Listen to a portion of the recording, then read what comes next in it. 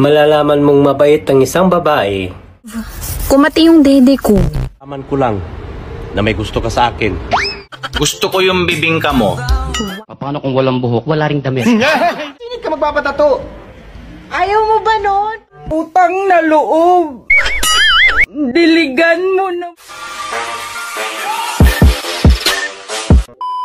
Kung malaman ko lang na may gusto ka sa akin, didiligan kita.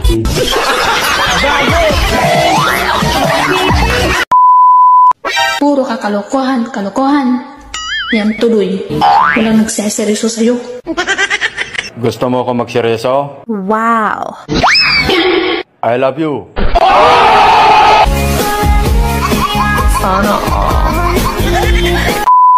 Pare, tulungan mo naman ako sa problema ko.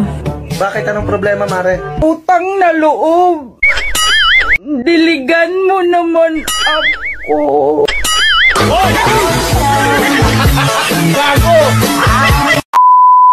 Love, kumati yung dede ko. Eh di ba sabi nila kapag kumati daw, nang bababae yung jowa. Kala mo di kita mahuhuli ha? Tamang hinala ka na naman. Maligo ka kasi. Alam mo, kapag naging tayo, promise, hindi ka masasaktan. Alam ko naman na hindi ako masasaktan sa'yo. Nasa itsura mo naman na maliit yang sa'yo.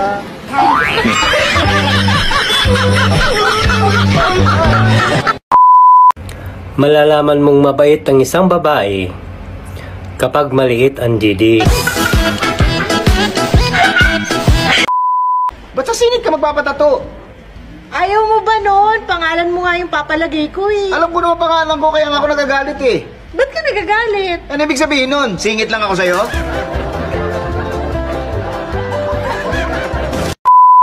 Kinakaya mo ba ako? Paano masabi? Kinakaya? Hindi kita kinakaya. Bakit mo ko iniiwan?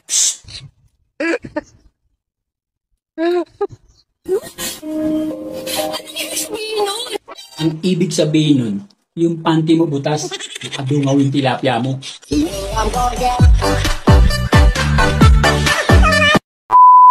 Madali lang naman intindihin ang ugali ng mga babae.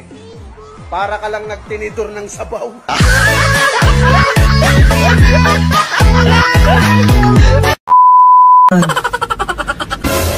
Hindi niyo ba napapansin yung mga lalaking malalaki ang tiyan?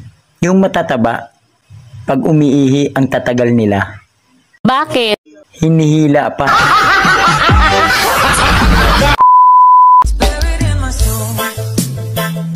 Ate, gusto ko yung bibingka mo. Wow. Kahit medyo sunog.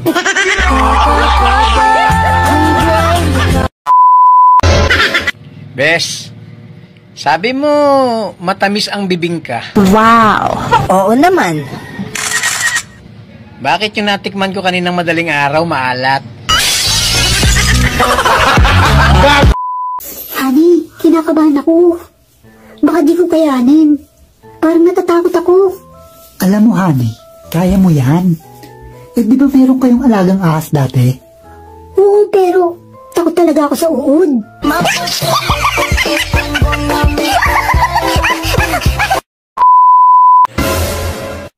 Kadalasan sa mga tigang, wow! Mainitin ang ulo. Ano ngayon sa'yo? Bakit ba lagi mo akong pinakikalaman? Malaki ba yan? Huwag mo nga hamunin ng pagkalalaki ko, ha? Baka mapasubo ka. Pasubok. Yeah, boy. Dok, ano kaya nangyayari sa mata ko? Parang minsan, nanlalabo. Hindi ako makapagbasa ng maayos. Ano kaya nangyari sa mata ko nito, Dok? Baka naman may payo sa akin. Kapapanood mo ng bull dyan. Kaya ako nagbagong buhay na. Huwag nating hintayin na tayo ay mabulag pa. Gago! Ang kabit parang prutas na durian. Kahit anong sarap mo, mabaho ka pa rin. Babe, gano'n mo ako kamahal? 31%. Eh bakit 31% lang? Gusto mo pa ba ng 69?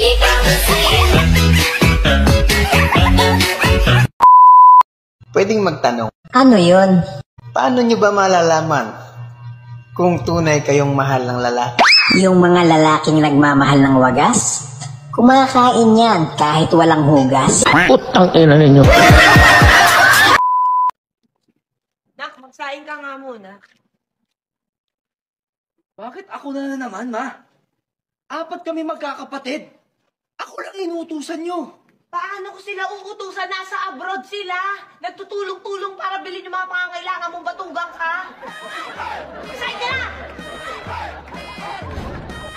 Pre, narinig ko kanina parang galit na naman sa'yo si Mrs. ah. Oo pre, nagwala na naman kasi ko kanina. Nagwala?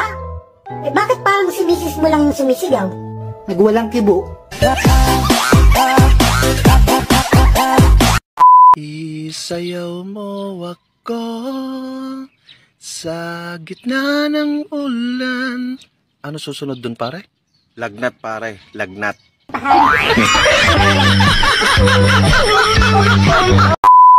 Mahal, preno ka ba? Alam ko na yan.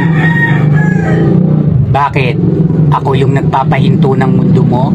Wow! Tanga, break na tayo.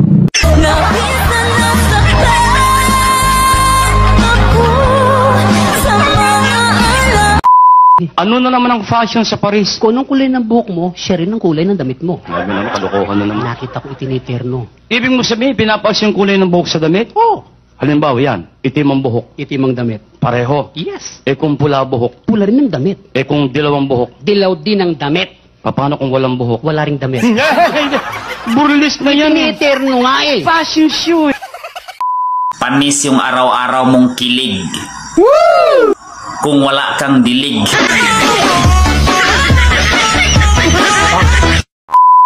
Boys, tandaan nyo, isang babae lang ang binigay kay Adan. Si Eva, hindi iba-iba. May kilala akong preso. Lifetime yung sentensya niya. May nangangailangan ng mata. Binigay niya yung 2 niyang mata libre. May nangangailangan ng kidney. Binigay niya yung 1. May nangangailangan ng kamay. Binigay niya yung 2 niyang kamay. Walang bayad. Gusto niya pa sana ibigay yung paa niya. Kaso nakahalata yung warden. Sabay sabi, nahalata ka na namin na. Unti-unti ka nang tumatakas.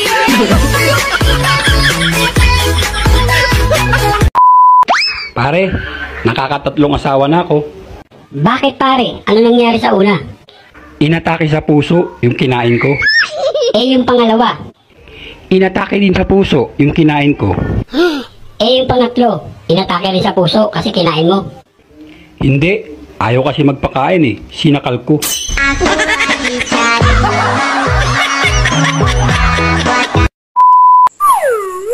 Kayong mga boys, ang hilig yung tumingin sa dibdib.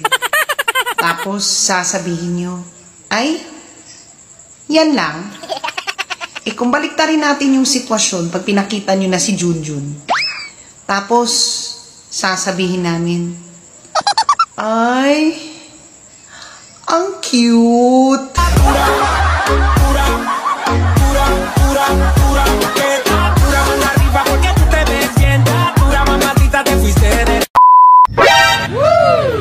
Love, nakaligo na ako. Gusto mo kumain?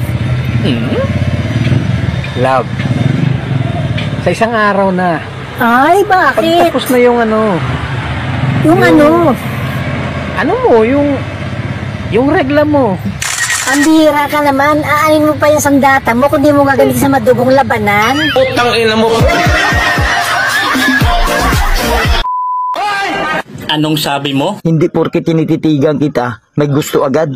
May reklamo ka? Di ba pwedeng nanigurado lang? Bakit? Kumukha ba yan o pwede?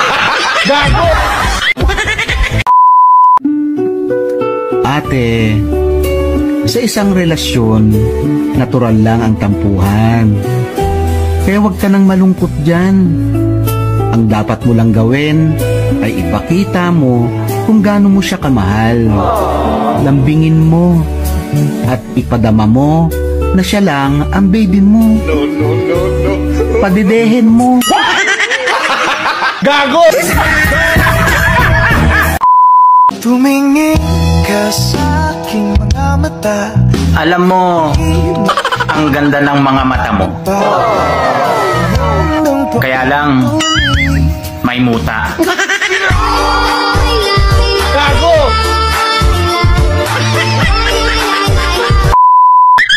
Mahal, bakit ba ang hilig mong laruin yung sa akin? Wala lang. Nakakamiss din kasi. Bakit? Hindi mo ba yung ginagawa dati sa ex mo? Hindi ah.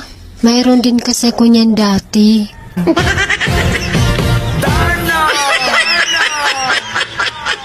Ang Pre, simula pagkabata mo, may nakita ka na bang insekto, dalawa ang paa? Insekto, dalawang paa. Insekto, dalawang paa. Insekto, dalawang paa. Wala, pre. Meron, bubuyog. Bakit bubuyog, pre? Si Jollibee.